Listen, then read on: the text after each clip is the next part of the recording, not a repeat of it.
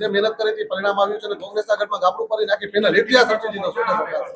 આ ઇતિહાસનો શ્રેય ભારતીય જનતા પાર્ટીના સનેજ કાર્યકર્તા ચારે ચાર ઉમેદવારશ્રીઓના શિરે છે, જે મહેનત, જે વિકાસની રાજનીતિને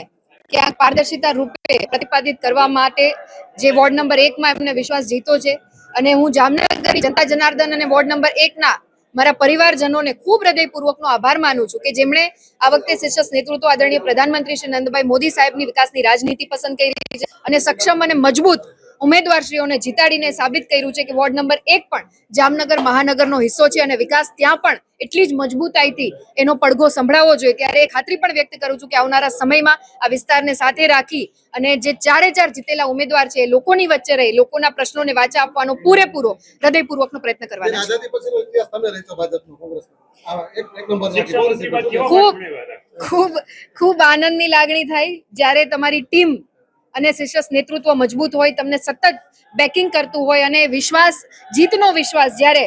કેમ કે જેટલી વખત વોર્ડ નંબર 1 માં ગઈ છું ત્યારે મારા કાર્યકર્તા ભાઈઓ બહેનોએ મને વિશ્વાસ દેવડાવ્યો છે કે બેન આ વખતે આપણે પરિવર્તનની લહેર તમને જોવા મળશે અને અમે મહેનત કરવામાં કોઈ કચાશ નહીં છોડીએ. તો એ મહેનત એમની રંગ લાવી છે ત્યારે આ જીતનો શ્રેય હું એમને ડેડિકેટ કરું છું કે એમના આ સતત પ્રયત્નોથી લોકોની વચ્ચે રહે અને લોકોનો વિશ્વાસ એવા વિસ્તારમાં જીતવો કે જ્યાં કોંગ્રેસનો ગઢ હોય. ત્યારે હું હૃદયપૂર્વકનો એ